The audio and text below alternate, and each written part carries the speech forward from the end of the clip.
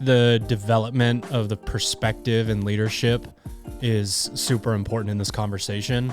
You have these little mountaintops that you're trying to reach within your career, and you get to that mountaintop and you crawl and fight and do whatever, and then you realize that you're on top of an anthill looking at Mount Everest every time that you get there, and you start to realize that like if you never turn around and look back down at these things, then there's really not going to be any point and not any satisfaction coming from it.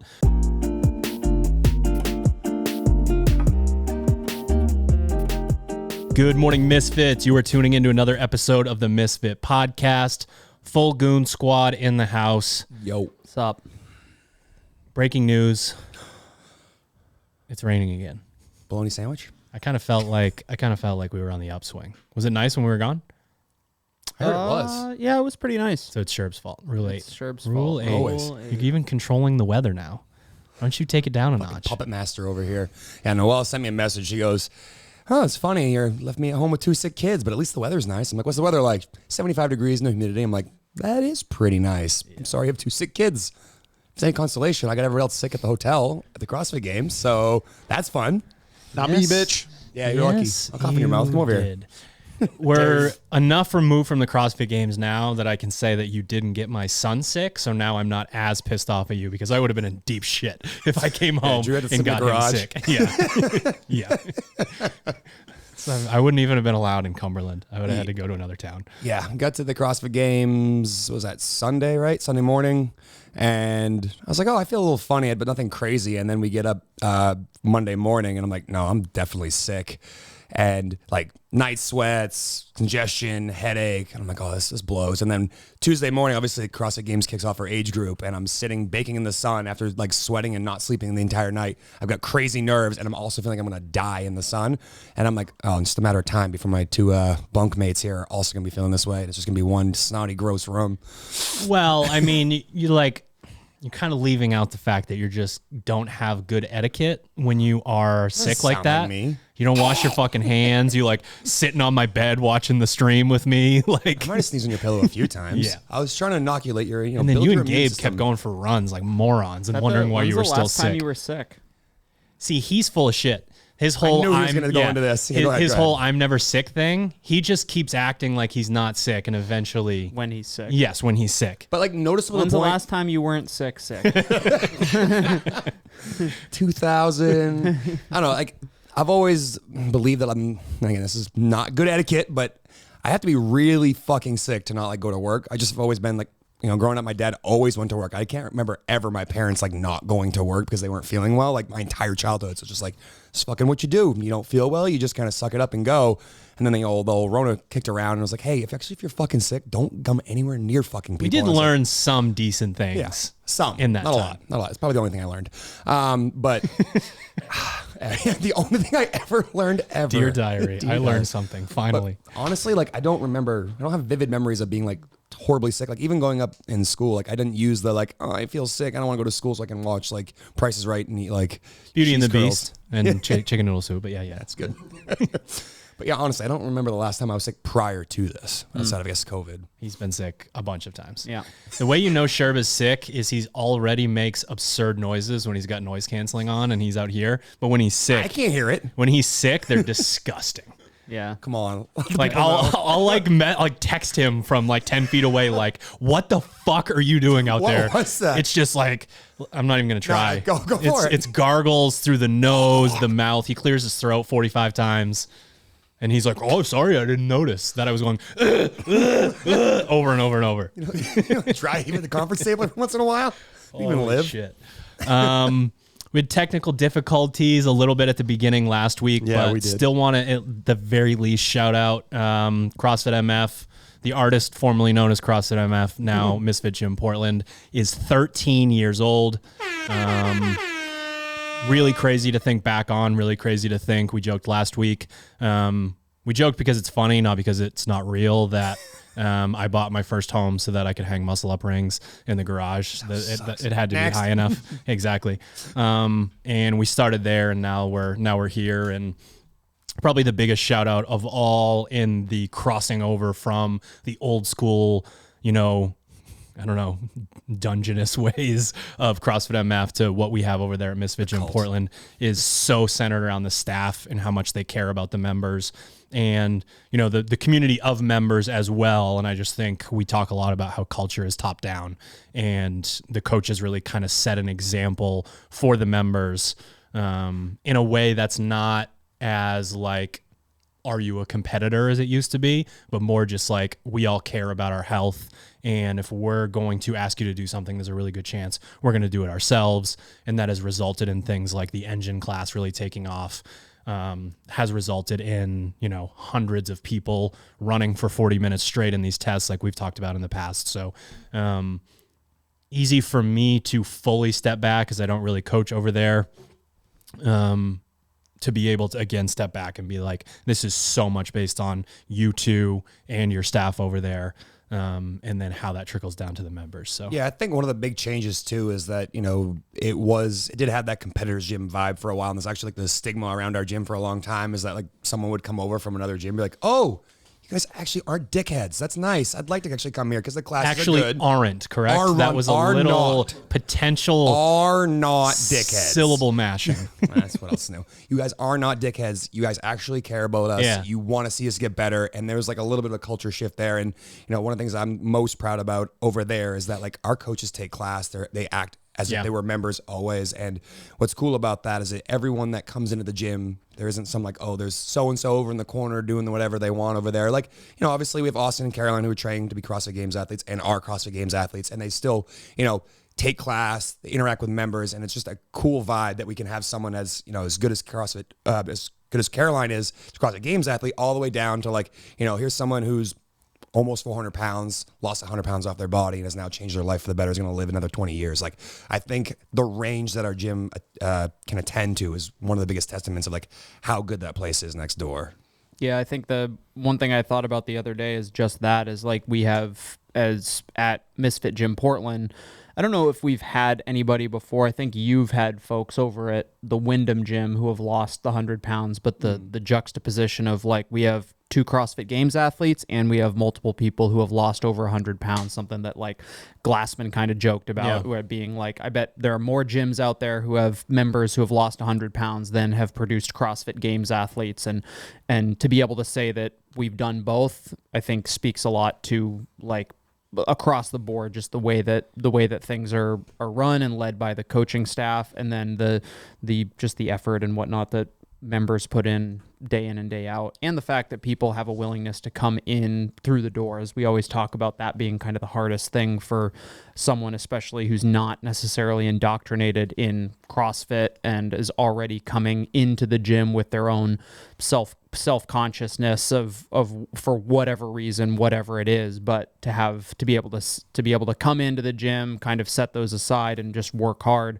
And now to say that you've got CrossFit Games athletes and people who have lost over 100 pounds in the same facility doing the same program to their own individual successes is pretty cool. Yeah, most gyms you have like one category of person that goes to that gym. You go to a powerlifting gym, you don't have grandma over the corner like learning how to deadlift and then a world champion power lifter. You typically have a very specific sect of the population. So again, I think that's one of the coolest things about that gym is that those people can kind of all come together, get a good workout, and while they're doing different things technically in terms of weights and skills and maybe rounds and reps and how fast they're going, it's just a cool environment to be a part of. And that way someone else from the outside the community can come in and go I can find commonality with that person over there. If they can do it, I can do it. And that's a really nice feeder system from like the sweaty Saturday where I'm checking out your gym to becoming, a lifelong member at a facility. I think that's the perk of having such a good spread of coaches and coaches with various experiences too. Like there are certainly gyms out there that have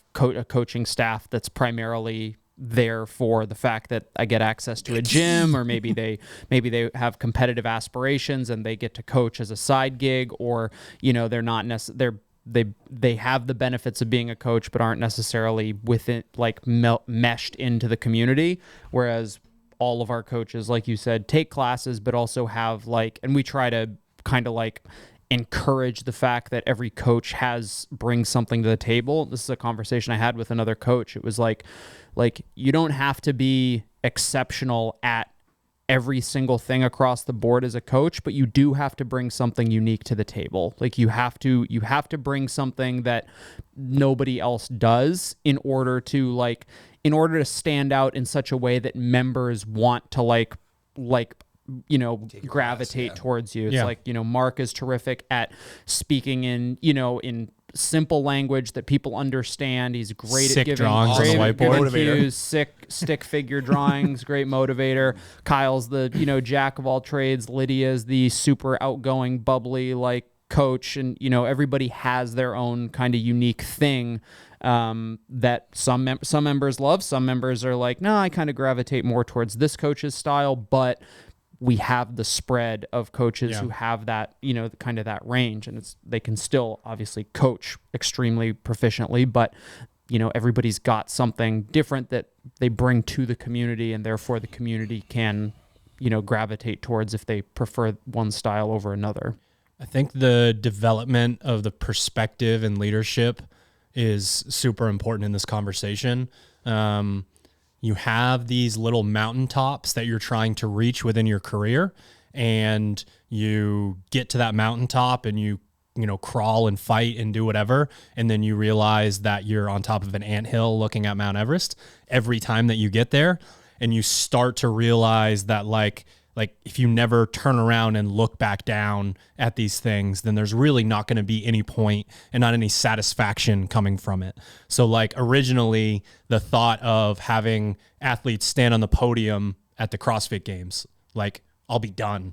I'll retire, or a year where you have so many individual athletes at the CrossFit games that it's actually not even possible to do a great job of coaching each and every one of them. You have all of these things, or you coach a really high profile athlete, and you realize that mountaintop isn't really there. And then you start to immerse yourself in the actual process of coaching, and you get more presence to say, the person who's just coming to class and trying really hard every single time they get the opportunity to, and then also being the type of person that encourages others and has a really good attitude in class, that human being does as much for you, if not more, than an athlete that you're working with at a very high level that lacks effort in certain areas and always kind of has a bad attitude. So you start to develop these perspectives over time, and you start to realize that you can get the fulfillment and the motivation and sort of that momentum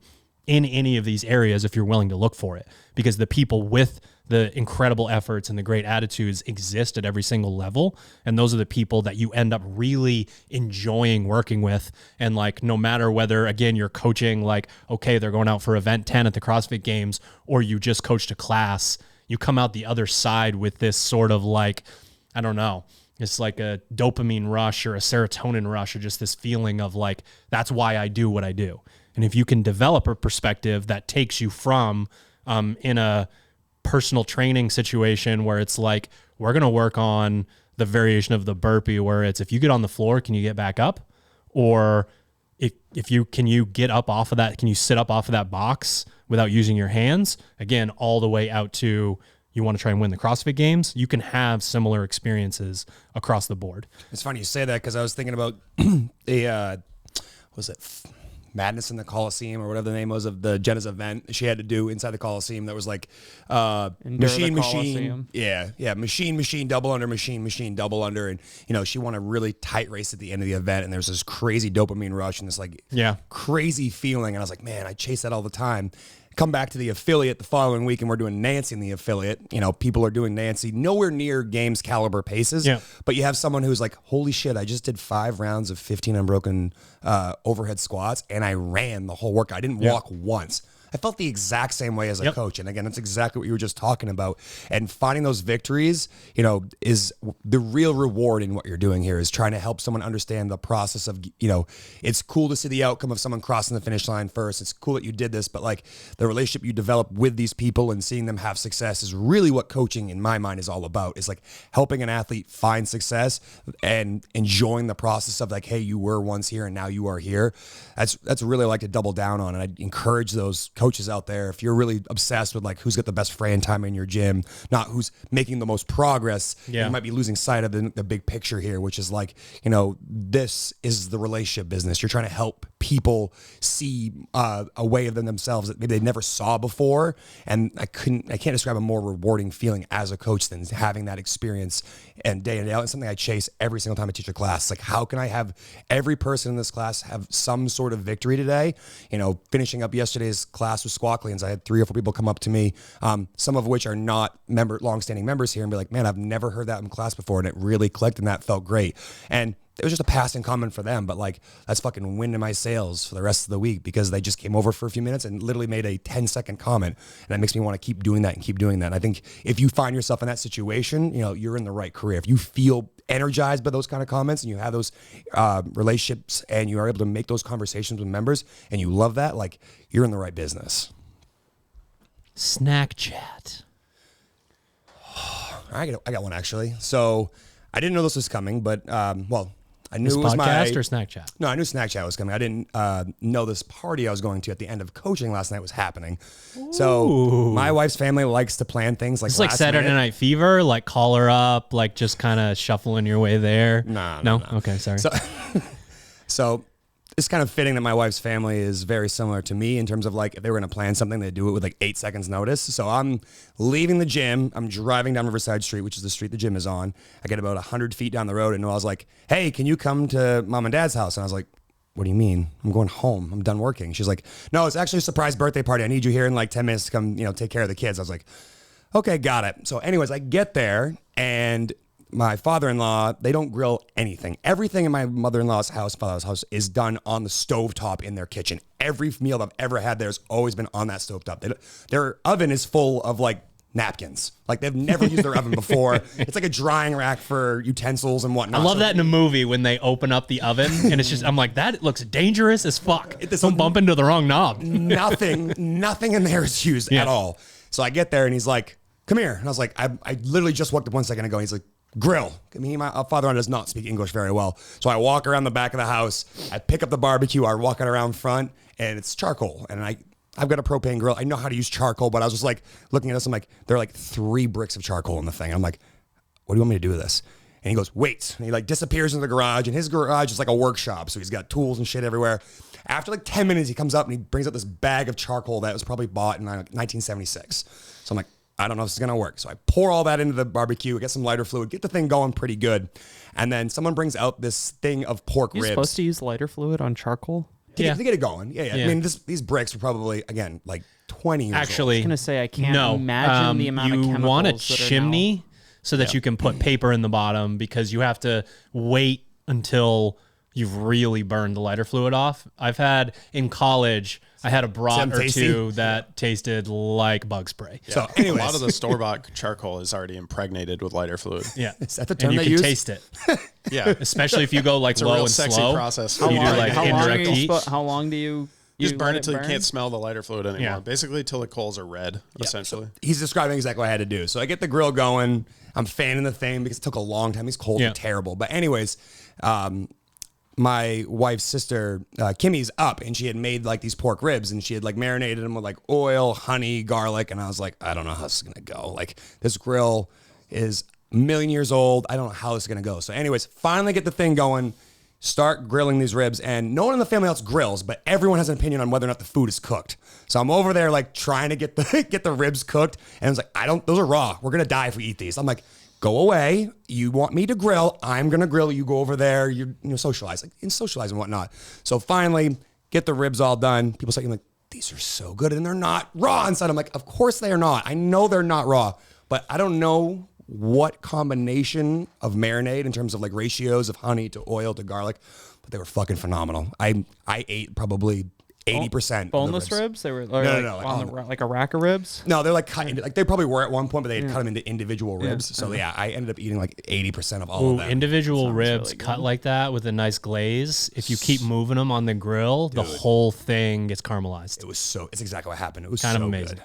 Yep. It was phenomenal. So they'll do that in like Asian barbecue, like get it to a certain point, even through like boiling or something like that, then cut it, then get the glaze on there, and you just keep rotating that bad boy. It was wild. Yeah, it was so good. That sounds great. Fuck. I went to, for the first time, I'm drawing a blank. What's the fried chicken crispy guy in Portland?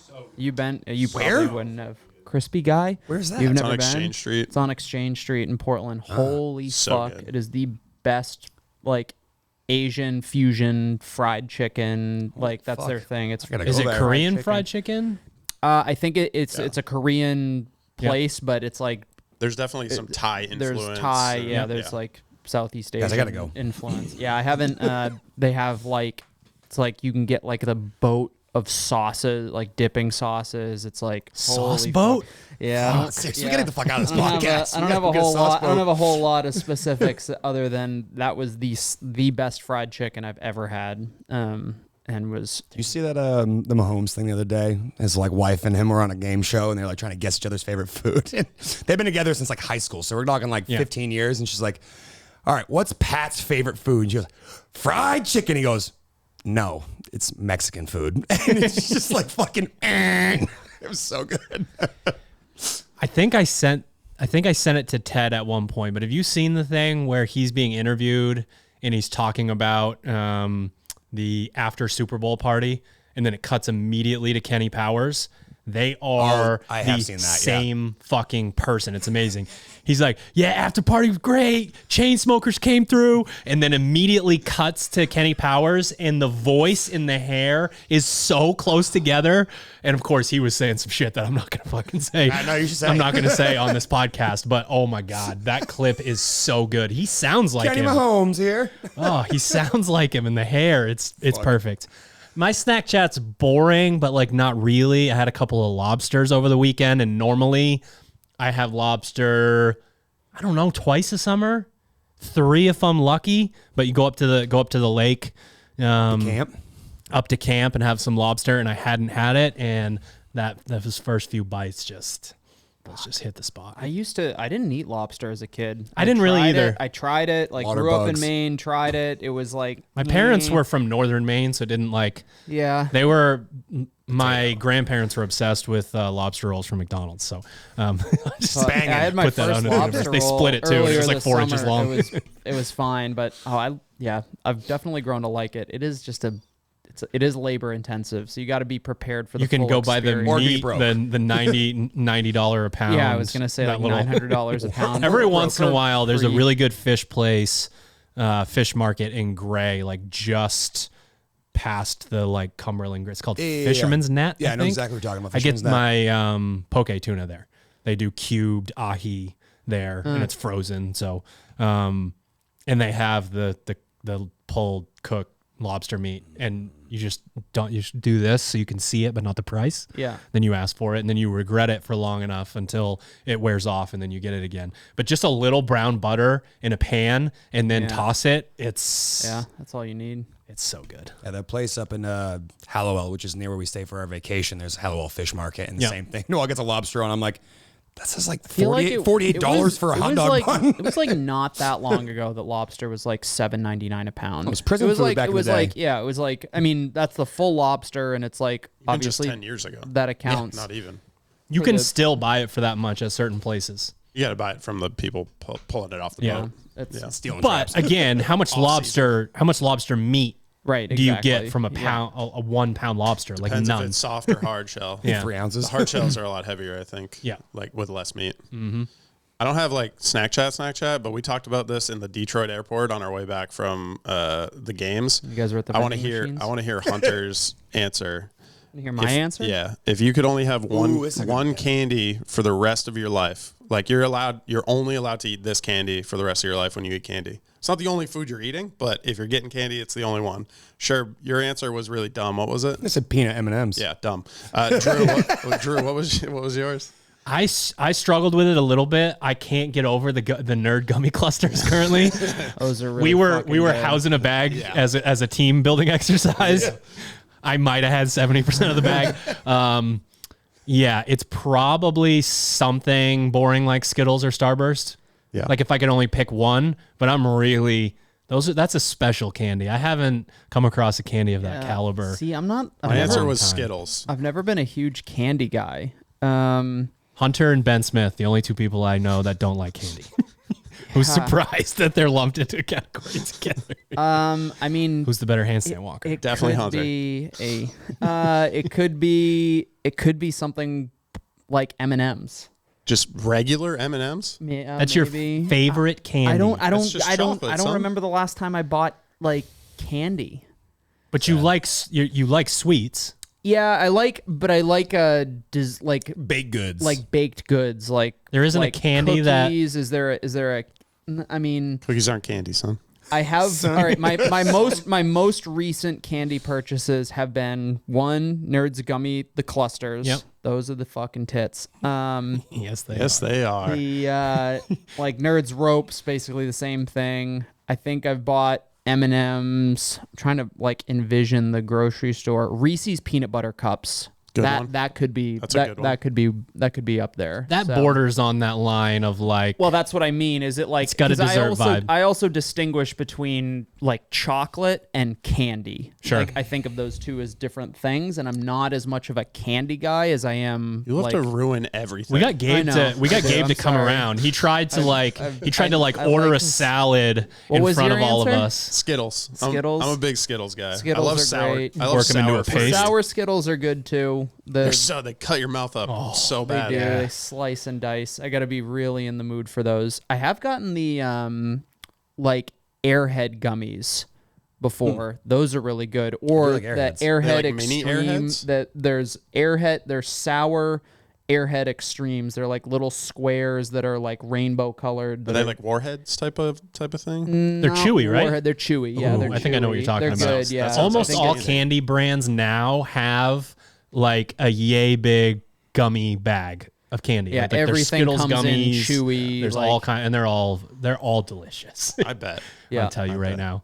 Yeah. Gabe tried to go like paleo Gabe on us. He was eating a salad and Sweet was, potatoes, my was favorite candy. refusing gummy candy Yeah. and like really up on his high horse. He had a couple of them after we berated him and then launched into all these candies he loved.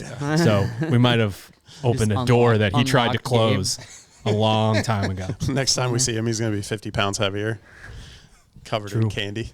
Chunky Gabe. I tried to get him on the beer mile team, but he's going wanna to be do out of it? town. He's not going to be here. Unbelievable. We got to find teammates, bro. I know. Ted, what are you doing on The clock Saturday? is ticking. Going to a barbecue in New Hampshire. I'll drink beer for you in solidarity. Go on Instagram Live send and me go a to text. 400 and drink beer. Yeah, send me a text when you finish your 400. I'll chug a You'll beer go. for you. All right, so I got a couple of topics. They're loose. The first one I think I was going to save for last, but there's a bit of a segue built into it. I think that we just unpacked a little bit on the coaching side. That I was listening to Sam Harris on Modern Wisdom last week, and he was talking about how being a sort of a process-driven individual it's not really something that you strive for or create, but it's like actually just like how it is and has to be mandatory. Like he talked about the moments where like one of the things he said, your goal just ends up being a brief moment that becomes a memory. And then he gets into the neuroscience of basically it's a sensory overload response. And it's this snap of the fingers that a lot of times people actually even forget because of the sensory overload. And then you're back to what you're doing. And I think we talk about training in this concept a lot in sort of like, I don't know if any of you wants to quickly try to do the math, but like if you're training for 4 hours a day, 5 days a week for, let's call it 45 weeks out of the year, right? I tried to make it simple math. 900. Okay. And then we go to the CrossFit games, and when we do the math, it's 12 events averaging 10 minutes, whatever. Of course, you get the semifinals, which is part of it, or all of it for some athletes. And you can't really survive otherwise. And I think the athletes that have the yo-yoing and finishing, qualifying for the games this year and then not even competing the following year and then coming back on a team and going to all of these places, can't figure out a version of a process-driven lifestyle that works for them. And I think it's more about figuring out what exactly that looks like for you and what's realistic and what's possible for you versus me as the coach convincing you that you have to get your head out of your ass and get in the gym and you're in love with this and that sort of thing, because it's almost as if the competition side of it in the grand scheme doesn't even exist. Like, it's barely there in comparison to going in and training all of the time. So you have to find a way to get the process to fit, who you are and what you're into and what your extracurriculars are and all of those other things. When he said it and the way that he said it reframed it for me in a way that, especially with how I feel about coaching in the last handful of years, I want to be able to put that out to the athlete. It's funny. While you were saying that, all I could think of is Cody. Someone who genuinely loves to go to the gym and exercise and train. And it was mind-blowing to his fellow competitors when he decided that, like, the CrossFit games were, like, cool and all, but, like, I'm good. And everyone's like, you're so fucking good at this sport. You end up on the stage that everyone's desiring to be at, and everyone's working so hard day in, day out for. But for him, that wasn't really... I mean, he thought it was what he wanted, sure. And then he did it a couple times, and he was just like... Again, and that's why I felt like we had almost a segue there. Yeah, I was like, I guess that this isn't as grand as I thought. I just really love being in the gym, working out, being with my friends, being a part of community. But, like, the CrossFit games I thought was the thing I was working for, and I just realized after going there a couple of times that, like, I don't know if it's really my bag. And we've worked with enough athletes now that have had that fleeting moment where they're like, this is all I want to do in my life. And then they start doing it and they aren't in love with necessarily the process of what it's like to get there. And they don't sustain the ability to keep doing it because they don't enjoy it. You could argue that the competition ruined it for him. Like almost the opposite of what the expectation is. Yeah. Like somehow that's going to motivate you to keep doing it. And actually it might discourage you because you realize that's not really your bag. You rather just go work out and have fun with your friends. And that idea of identity, I think, can be very confusing. My personal experience, and we've talked about this on the podcast before, it's probably been a while, but just this idea of you grow up in suburban America and it's very clear that to a lot of the community, you're going to get a bunch of attention if you're the best at something, quote unquote. So if you're like in the gifted and talented math class, or you fucking play a piano solo, or you are an all-state this or that, you get this exorbitant amount of attention put on you. So you end up chasing, like, my identity is hinging on the fact of whether I can, and also you're supposed to make it look effortless. You're supposed to be the kid that, like, doesn't study for the test and gets an A, or just walks out onto the baseball field and is just better than everybody else. And of course those people exist, but there aren't that many of them. So I know Cody probably went through a decent amount of that himself, being an athlete growing up, and that gets put on you as your identity. And it takes, I think when that happens, it takes longer for you to realize the human experience is the only thing that exists. Your entire life and all of your interactions and all the things you do are what makes up your life, not do these people that I don't even know think that I'm the best CrossFitter in the world. I think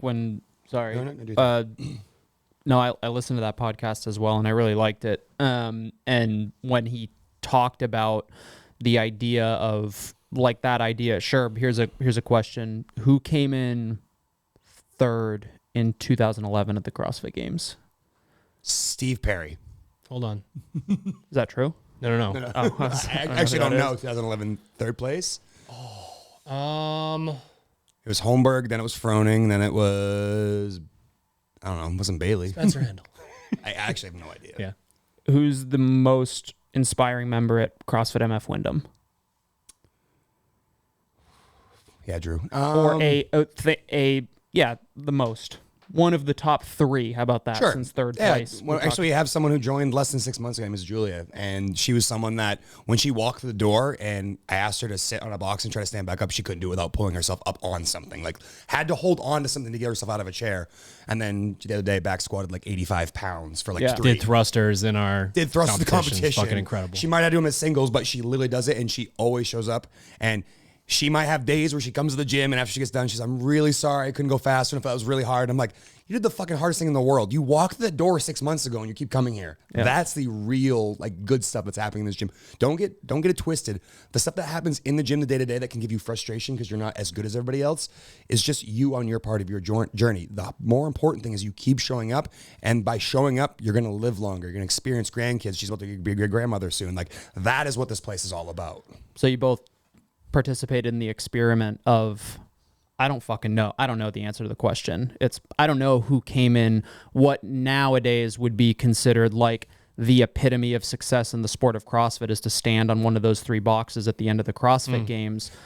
A decade later is completely forgotten. But you both just rattled off inspirational members who are changing their lives on a day-to-day basis. And it's not to degrade the desire, the goal of somebody to stand atop the podium, but it goes back to what you said of just like the attainment of the goal as soon as, and just like kind of Sam mentioned or talked about in the podcast, is like the attainment of the goal is extremely fleeting. That instantaneous moment that it occurs is then immediately gone. And people and athletes, when they are training, they are thinking about like they're not necessarily present in the moment of the training, of the experience that they're having, of the discomfort they're experiencing, and the intervals and just the day-to-day grind. But instead it's like, what do I have tomorrow? What am I anticipating next week? What is my competitive season going to look like? And you're always rolling the ball downhill and trying to chase something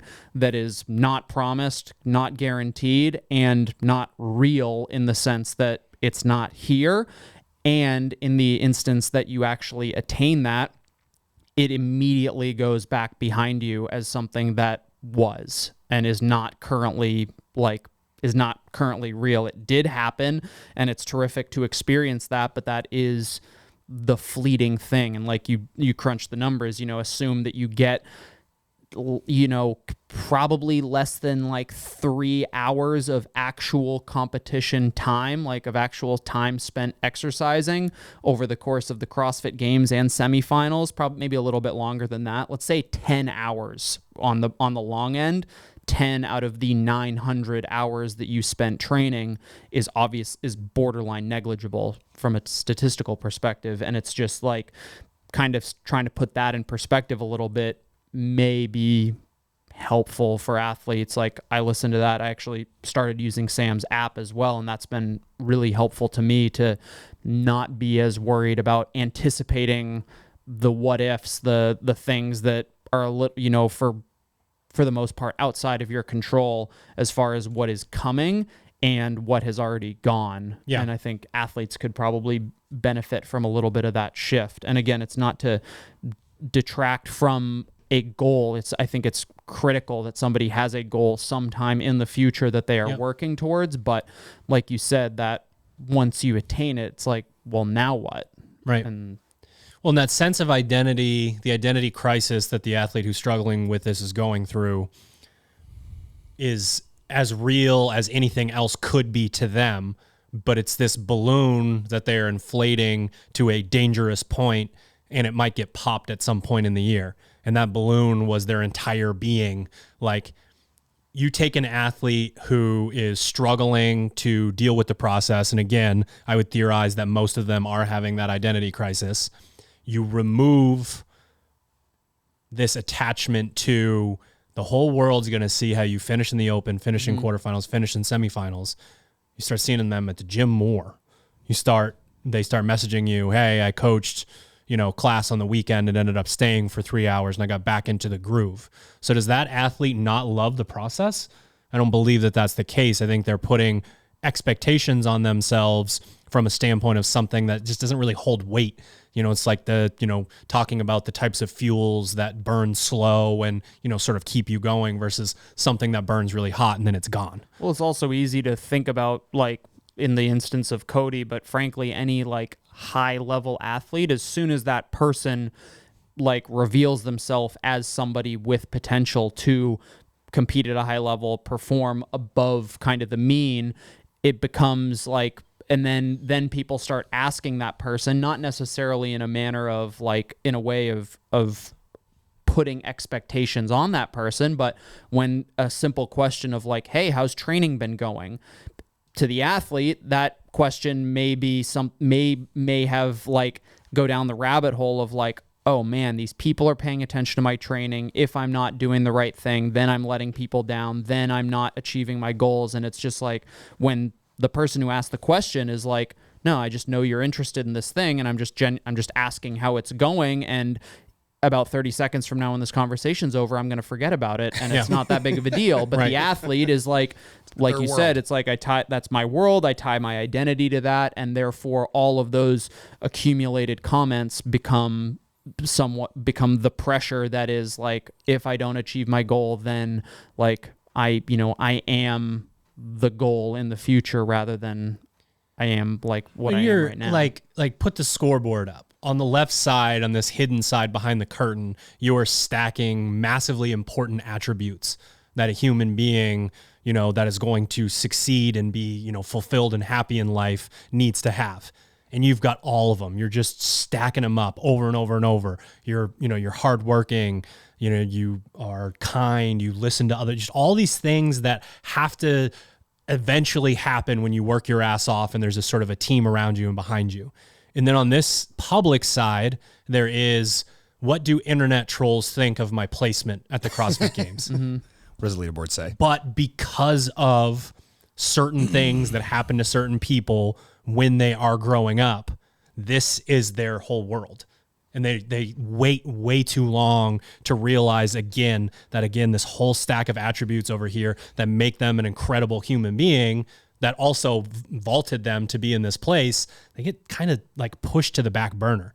And I'm really fascinated with how athletes recover and sort of reset their mind going into new events at the CrossFit Games. There are a handful of athletes that I do not coach, but have had a relationship with for long enough that I keep a pretty close eye on them at the CrossFit Games and really just try to observe, because I get those moments every once in a while to chat with them about things and can hopefully slide a nugget in there to try and help. And I don't know, that Sherb and I were talking about this the other day, the like Bill Belichick of it all, like do your job and like the only play that matters is the next one. And, dude wins the Super Bowl and wants to know who his first preseason game's against so he can start watching film. And I like so many times want to think of the exact right way to bring that element of, it is really easy to chastise like a group of people with the goal of helping them improve, you know what I mean? Mm-hmm. Or like inadvertently giving advice to one person knowing that you're hoping that it's going to redirect or something of that effect. But when you're coaching one-on-one, it's very clear who you're talking about, who you're talking to, what sort of point you're trying to get across. And one theory that I came up with that I bounced off Sherb was like, is it that big whiteboard? Is it that we walk into the gym every day and it's like 1 through 7 and it's just this amalgamation of like a million different things and we don't know how to like narrow our focus and get a certain thing done? One of the main reasons why we've added machine work into the strength work, you get done your 5 sets or you get done your 5th rep of back squat. And instead of going and actually ruining some of the work you did by staring at your phone and getting out of your body, we want you to go sit on a rower for a super slow 500 and then come back. Like, are we as a community, when we do the giant whiteboard, are we distracted? Are we distracted by all of it? And therefore, when I go to the CrossFit Games and everything starts to bleed together, we don't get that feeling of like, we prepared all week and we do have this single game or something to that effect. I actually saw something recently. I don't know. Might have been the Instagram account WAD Science, which I followed a long time ago. But it just every once in a while will throw out a pretty interesting like nugget of information. That's a really good follow. They have a bunch of good stuff. And some of those things I'm like, oh, that's kind of interesting. And I like just, scroll past. But I actually stopped and read this one. And it was talking about that exact concept. It's like if you are training or even if you're testing and you are on a social media device prior to, you actually see a dip in performance due to lack of focus. Basically, the machine, it's in your hand, distracts you to the point where you can't stay in your training. And all of a sudden that all the energy you could have donated to your workout or what you're focused on is taken away from you because this, shiny object in your hand has you distracted. I'll have to go back and read the exact details, but if you follow them, I can only imagine it's probably in the last 15 to 20 posts, but it was a really interesting thing. So, excuse me, we're at the CrossFit Games. I was talking to Jen about this because she had a little bit of this, like, I think identity crisis in the middle of the competition. She ends day one, she's in third place and she feels like she hasn't given her best effort and she's like not herself. And I'm like, you feel discouraged because you haven't done your best effort today, but realize you are in third place. You're in control of your destiny. That can be even more confusing, right? So this is what happened. So instead of looking at it as like, hey, this could be really great. Like I haven't given my best work and I'm in third place. What happens when I show up tomorrow? It actually worked in reverse. Yeah. It put this expectation on her that she needed to right the ship immediately. And that set her up into a negative headspace and really kind of set her on for a really rough Wednesday. And, she didn't have a great Wednesday at the competition, but going back into Thursday, I said, hey, today, stay off your phone the entire day. Like I know one of the things we talked about, being in a competition and being competitors, you kind of have to know where people are in the competition to an extent. So you know who you're racing against when it matters. So you're not donating too much energy to this event when you've already got those people beat and you need that energy for later in the competition. I think that advice, whether she followed it to a T or not, I'm pretty sure she did because she's very good about that. She put her phone away for the day and all of a sudden was able to rebound and have a very strong finish to the competition.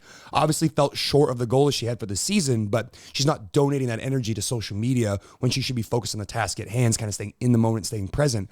And we haven't had our postseason debrief, but that's going to be basically our main point is talking about staying in the process because you gain the success you have as an athlete and you turn yourself into this athlete because you love going to the gym. In fact, if you bought our game shirt, you saw it in the back. It says fall in love with the process. Like that is Jenna in a nutshell, day in and day out. And I think around the CrossFit Games is all of a sudden this pressure is created because she's been to the CrossFit Games 3 times now. She's the older girl in the division. She finished 5th last year as the young girl in the division, that this expectation was set on her. And I think that negatively impact her. But what's great about that is if you don't allow it to happen again because you reflect upon it and learn the lessons of what happened, that same thing won't happen to you a second time. So, growing up, I had a football coach. I would go into a game, I'd make a mistake, and it would fucking haunt me for the next quarter. And one day he just grabbed me by the fucking face mask and pulled me in. He said, "You're only as good as your next fucking play. Stop. Pull your head out of your ass and think about what's coming next, not what you just did. You fucked up. It's fucking over. Move on to the next thing." And I can't think of something that was more impactful for me as a teenager when I was like, holy fuck, I'm like legging the team down to, whatever it happened. I missed the sack in the backfield. I'll fucking get it next time. And that really changed my headspace moving forward through, high school football. And it's something that I think that Jenna will learn from as a result of the CrossFit Games, that if she gets too obsessed with the outcome, it's going to derail her from what she really truly likes, which is the process. And when she's, focused on the process, she's this incredible athlete that truly reaches her potential, as opposed to getting distracted by the shiny objects of like, we expect you to do this. And because we expect that, you should do this. You can actually hopefully allow yourself to accept the hypothesis and then test it yourself. It's something that I've been doing with my weightlifting recently. I typically end a set of my main lift with a max set. I go to like absolute failure in whatever I'm doing. And I will do sessions where I'll stay sitting and allow myself to go on my phone. And then I'll do sessions where I rest for the exact 3 minutes. And at about 2:15, 2:30, I find the like song that I want to listen to while I'm doing my max set. And I'm going through it and I'm thinking about like, what did I get the last time that I did this?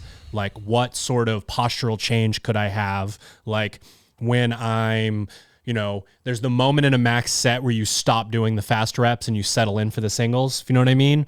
And is that a benefit? Like, is it good? If I can make it to 13 without stopping at all, does that get me to 20? Or if I go to singles at 9, does that get me to 20? And I just think about those things and I get better scores every single time. And it's not that like, it's it's addition by subtraction in a way, but it's not just that. You are actually going in and doing some conscious thought about these things.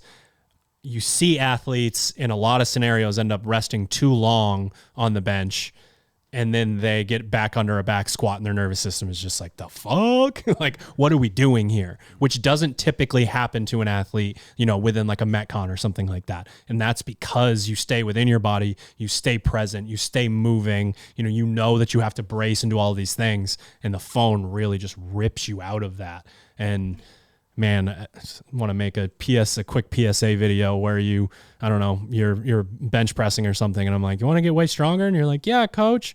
And I'm like, give me your phone. And I throw it in the trash and then you lift. Smash with a baseball bat. So I've just really been trying to hone in on these things and how do you help the athlete with the identity crisis? And then I think that extrapolates out to you're only as good as your next event or your next round or your next single rep, because those same people are the ones that jump backwards and say, fucking came in 27th in that event. And like, I could have come in 9th. And that sticks with them. And you see it in events after that. And it becomes a huge problem. So I think from a coaching perspective, it's multiple solutions to kind of the same problem. And just really interesting to me again during that podcast episode that he phrased it in the way that he did, because it made me feel like everyone is by nature process oriented just by basically living their life. And it's the job of the coach and the athlete to figure out together, what does that life look like going in? Like maybe you don't set specific goals. Can be insinuated that an athlete wants to go to the CrossFit Games, right? Like you don't have to say like, I want to come in 5th place. Or if it's, your life goal to come in 1st, that can work for certain people, which is obviously true and has come true for certain athletes. This one seems to be a hot topic and we don't need to get into specifics on it. I worded the question very specifically. How long should someone take off after the CrossFit Games that has specific goals that depend on exceeding their current capabilities? Current CrossFit Games athlete? And you're saying after the CrossFit Games? No. So I wanted to word it that way. So it could be after quarterfinals. It could be after semifinals. It could be after the CrossFit Games. Obviously, a CrossFit Games athlete does not have the same amount of time to come back around in a certain insinuation. But then again, maybe a quarterfinals athlete doesn't have time to not be ready for the open or their tune-up competition or something to that effect. I'll rephrase. How long should someone take off after their biggest competition that has specific goals that depend on exceeding their current capabilities? You want to go first, Hunter? And there obviously isn't a answer to this. There is an answer to this question. Yeah. But there's a lot of, I don't know. There's certainly a floor and a ceiling. Yeah, no doubt about that. I typically recommend at least 2 weeks of no training, which for a lot of athletes means you get back home from the CrossFit Games, you take a few days off, you start to get itchy, and you're like, I want to go to the gym. And I'm like, that's fine. Go work out. Go take class. Take an alternative fitness approach. Go do hot yoga or take Orange Theory, whatever makes you happy. But don't get wrapped up in trying to, fix the things that potentially went bad at the CrossFit Games. One of the things I always think back to talking about Cody again, he had 1 year with a rough regional where he could not squat clean the last barbell and he struggled on GHDs. So he came home and he did fucking heavy squat cleans and GHDs for every day for, a month straight. And, it's because he was frustrated, because part of him was like, if I only could do this one single thing, I would be at the CrossFit Games this year, and I couldn't do this one single thing. So what am I going to do? That one single thing, or in this case, 2 single things. So I typically recommend at least 2 weeks to decompress. For anything else, just the weight of training day in, day out. And, we talk about this a lot as coaches, and we tell our athletes this. You don't have to, you get to, but it feels like in the athlete's mind, they have to do this. It's who they are. They have to. And if you're always living with that weight of it, it's like what you say, if you're always on, you're never on. You need time to reset from this. Your body needs to heal. Your mind needs to heal.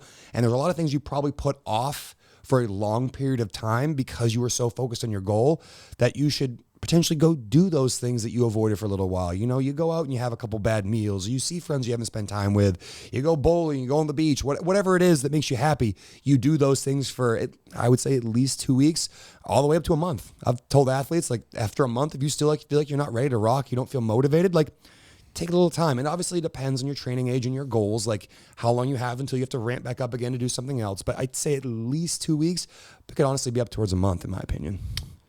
I would say you should take as long as you need, such that you have come down from the potential post-competition blues.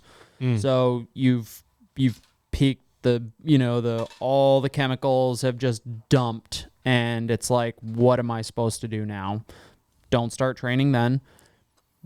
Or it's like, I just had this performance, I am Cody, I just, had the squat clean GHDs. As long as it takes you to return to a headspace that is not plagued by that. Right. And then I would say also, as long as it takes for you, basically what I would want is an athlete's headspace to level out in such a way that it is not severely impacted by the successes or failures of the last season, and like your body feels good. Kelly, I'll give an example. We trained extremely hard for semifinals, to the point where in hindsight it was probably too much, although maybe it wasn't. Maybe it's Maybe it's exactly what was necessary. You're looking for something to point at. Sure, and yeah. You have ideas about Yep, it. Yeah. and it has taken her like over a month to have her central nervous system basically return to a place where, like, things, small things like ramping up the bike don't cause her to be like extraordinarily stressed, like far more stress than an elite athlete should experience, that, little things throughout the day aren't irritating her that shouldn't otherwise, basically until her stress levels have returned to normal, she's got like 2 things per day to do. And that's probably might be a little extreme. And that was also after a period of like, I don't care what you do, kind of like what Sherb is saying, but I think it's more, and obviously there's a time limit. Like if that process is 4 months, it's like, well, Sure. we got to get back on the horse at some point here. But Yep. I think it's more dependent on, like, I would want the athlete to have returned to a headspace where they can make clear and accurate decisions, and have made clear and accurate assessments of how their past season went, what they did poorly, what they did well, basically time to reflect, time to process, and then be back to kind of like mean sea level before they really get back into training. So a little bit less specific, but something along those lines. I think laying those sort of ground rules is really important. And what you guys are insinuating is that a lot of people understand that, Paige is coming off the games with a back injury. And it's not going to make any sense for her to re-injure herself, Sure. right? Yeah. So she's going to need a period of time where she can let her body know that, like, it's okay, you can kind of relax and let go a little bit, and maybe get some body work done, maybe do some accessory work or something like that. But that's really important. But you almost have to know as an athlete which one of those things is the priority. Austin last year, coming off of barely missing out on qualifying for the CrossFit Games, being one of the only people to participate in all of the Last Chance Kitchens, and always having to do it 30 seconds after semifinals finishes, to then finding out he's going to the CrossFit Games, jamming a bunch of training in and going. That was like his time release version of picking up the car that's crushing your loved one. Like, he did something that probably wasn't appropriate or possible in so many different scenarios, and had just worked for so long to get to that goal that he was able to do it for himself. And then the come down from that was big and serious. And when you are trying to figure that out while doing manual labor all day, that can also be a challenge, right? Like if you're coaching a handful of CrossFit classes and you're getting a decent amount of steps in, and you can do your stretching in between, and everything's a lot different than the type of work that he was doing. And coming off of a major competition, identifying again which side of things is probably going to take more time. Hopefully we'll just take care of the other side, right? Like you hope that if someone can get back to a more level-headed place, that their body is also recovered by that time. It doesn't take that long for a CrossFit Games athlete's body to come back around, but you hit the nail on the head with the training age thing. So many athletes in their early 20s want, 1, 2, 3 weeks in to get right back at it. And sometimes it ends up being fairly appropriate and they make this massive leap within that season. As you get older, how many weeks can you truly dedicate in your off season to going there? Just saying that, yeah. But I don't know. When I hear about athletes who truly take a significant amount of time off, we don't know what off means to them, but from a programming standpoint, it's like, what specialty things can we go in and manipulate? Someone trying to gain weight, can we get them on, 4,000 calories in bodybuilding? Go mad. Carb backloading. Let's go to Wendy's. Let's fucking go. A gallon of chocolate milk a day. 20 rep max back squats. Oh, God damn it. I miss carb backloading so much. Man, Those such a days. scumbag. Body temperature 604 degrees in bed. Craziest dreams. 6 back squats today. I'll eat 7 donuts. I'll eat one for each. One Large for each set and a frosty bonus. triple classic. Let's go. Fine. My mTOR is working overtime. But like, Thanks, Keeper. you can get better, right? Yeah. You can get better during those periods of time. So I Definition wonder, of better could be weird too, right? You might not Sure. be like, I'm not PRing my back squat during this period. like but there are some people that are world class at 9 out of 10 things, and the 10th thing is a shit show, right? So hello, like there you go. We'll do some zone 2 work. We'll do that.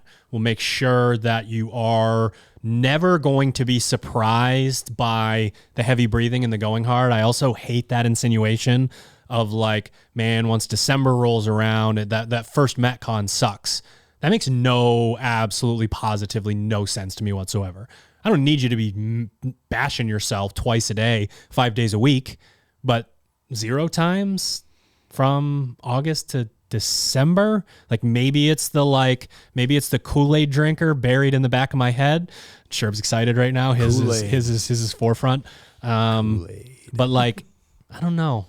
That rubs me the wrong way. That feels like the wrong approach. Yeah, I mean, I think there's certainly intermediate steps, and it's like, again, what's the definition of time off? Is it like, well, I'm just going to take affiliate class? Is it I'm going to do my programming? Caroline posted her heart rate from Nancy.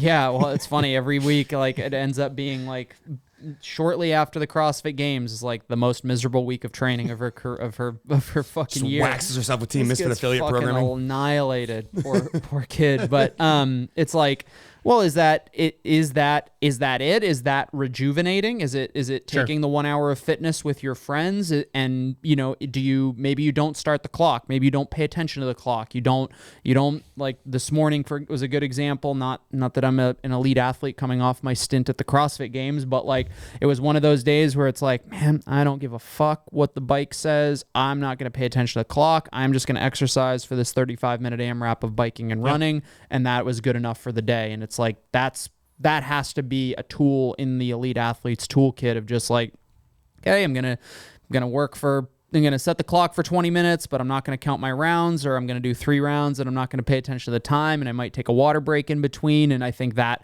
helps ensure that the first time you do start the clock on the season, it's not a complete kick in the nuts. But obviously there's semantics as far as what time off means, but I think it has a lot more to do with the psychological implications of the training rather than the training itself. Aside from, I don't think it's like, again, barring like the extremely young, extraordinarily hungry athlete who comes back 2 weeks later and says like, I'm going to get after it. It's like, you are not. Where's my sheet coming from a 22-year-old 30 seconds after the games? It's just like, yeah. Oh my God. For most athletes, it's like you are not in a whether you know it or not, you're not in a place psychologically to make an accurate decision about like getting back into training, getting back into working hard. And like, it's like we said, you can't You can't be on for 50 weeks out of the year. It's just not how it works. I mean, I don't know what else we need to say about the topic. I find it fascinating when a group of people decides that that's the right path. Doesn't The getting right back into it. No, the waiting, like we train, like there is truly an off season to this sport. Like Michael Jordan's going to go smoke cigars and play golf and he'll pick up a basketball when he's ready to go. It just doesn't feel like that kind of sport to me.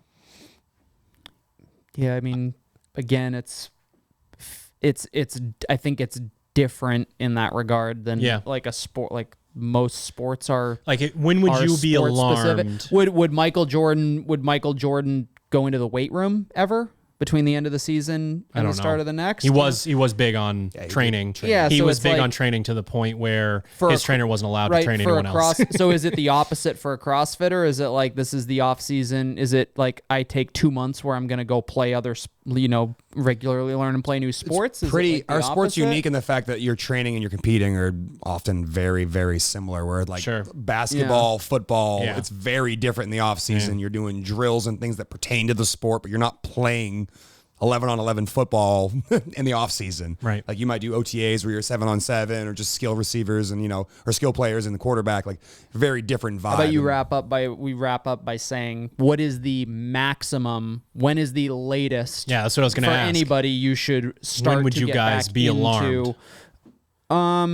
If you aren't ready for the second I would say October. I was going to say October. Yeah. So like August, you have all of September. And the rest of August and all of September. I think October is when it's I think a lot of athletes that 1 month is pretty close to good enough. Yeah. And if there was a reason, physical or psychological, that we had to use September to go from like one structured piece a week to 5 or something like that, I think that'd be okay. Yeah. But like, I'm not trying to, again, that's the reason why I added that part at the end, exceeding your current capabilities, because some people could argue I came in first and I'm going to be able to keep that. But as we know in our sports, young enough doesn't work that way. Yeah. You show up with the same fitness level that you had the year before, you will not do as well. It's not going to work at all. Anything else, gentlemen? No. That's the last question. What's that? Was that the last question of the podcast? So. I mean, fine. We can do final thoughts. No, don't do that. Yeah, why would you do that? Final thoughts. Sherb, you're up. Fuck. Final thoughts. Why are you dressed like you have to be on a boat in 5 minutes? Fuck, I gotta go on a boat, guys. You didn't even see my shoes. What kind of boat, though? Do we think speed, pontoon? It's definitely not a sailboat. Pontoon. I'm gonna have some spike seltzers in the cooler. The Vans Crocs. Yeah, Vans Crocs. Crocs are really in these days, and I can't bring myself to buy a pair. There's something about how dorky those were when they first came out. You're holding one right now. This is not a Croc, Ted. This is a Van. It's clearly different. Look how different it is. I would like a slip-on that does not require me to wear socks. And I believe those are Crocs, and I shall not. Flops, dude. They just Buy Vans I'm telling you. What's that? You go flops. Oh, I hate flip-flops. I really just like some flip-flops. Jesus cleats. Really? Yeah, I'm not a flip-flop guy. Why? I never liked them, and then K-Star said they ruin your life, so I was like sick. Might as well smoke cigarettes and wear flip-flops. Hold on.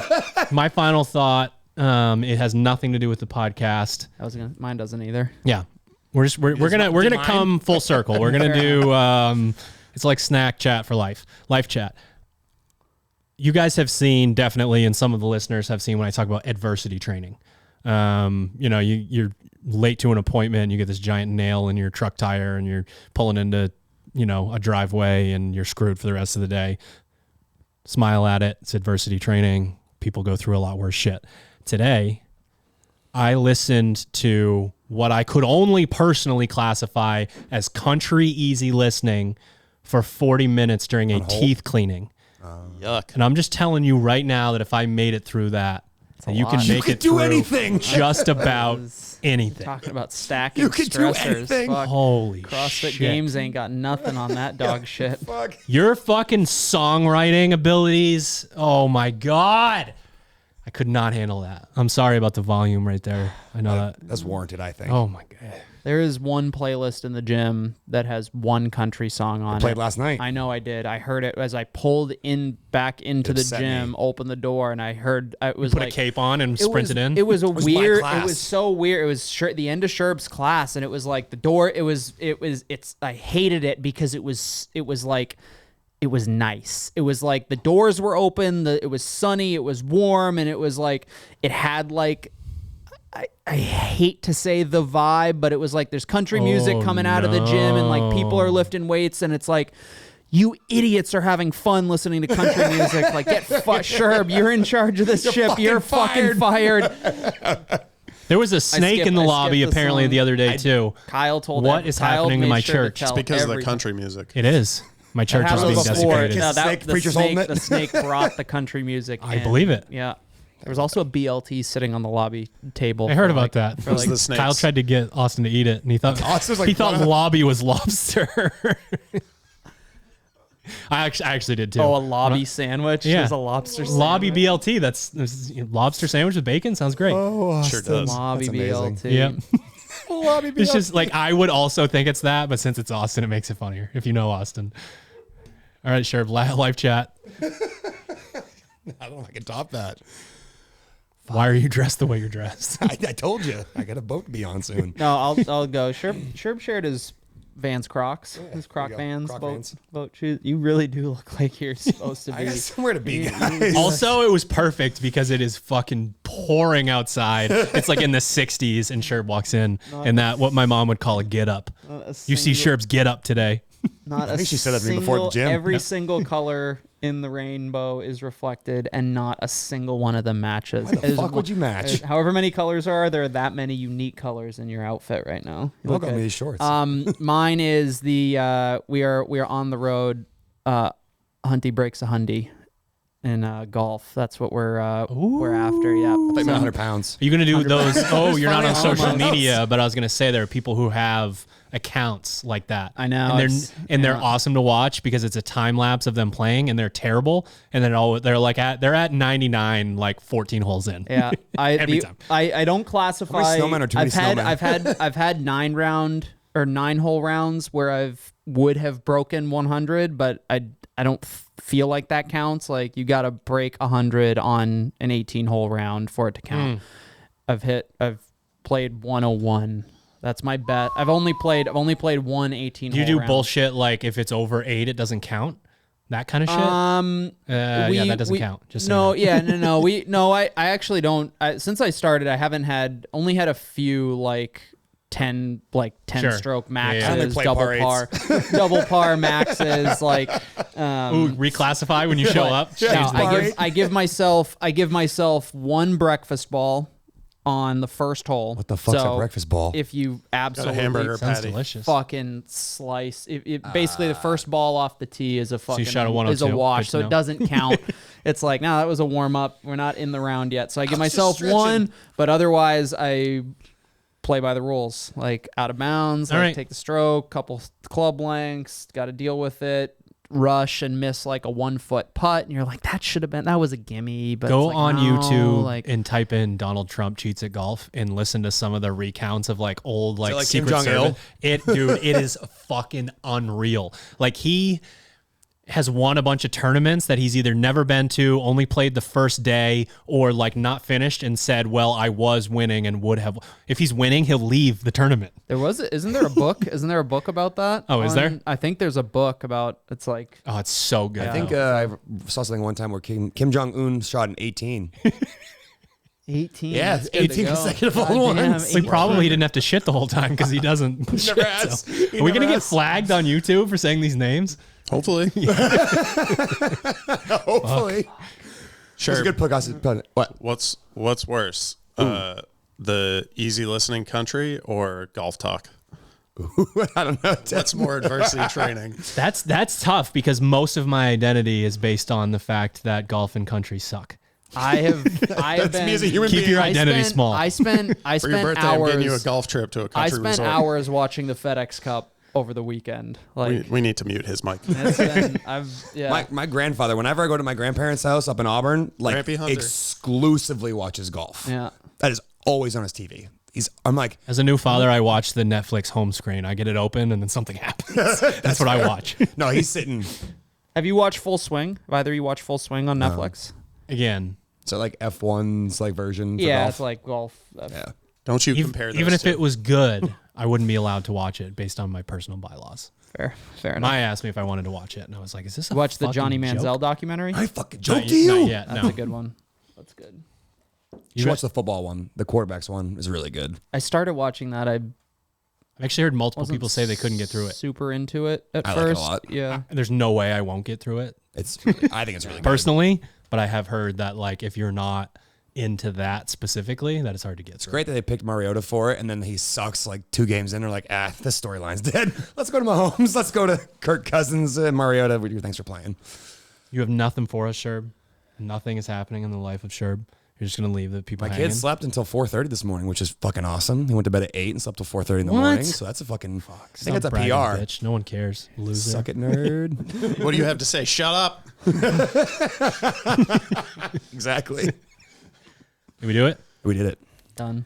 All right, ladies and gentlemen, thank you for tuning into another episode of the Misfit Podcast, and thank you to our show sponsors, properfuel.co.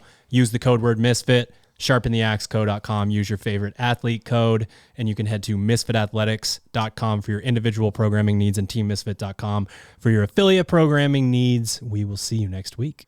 Yeah, kid. Was that your diet until you were like 15? That's me and Snuggles. Snuggles. And my dad used to close his head in the door all the time. I'd Teach him a lesson? I'd be outside and he'd put his head in the door and close the door and his head would just be sticking out. And I'd be like, no, don't do that to Snuggles. Dad.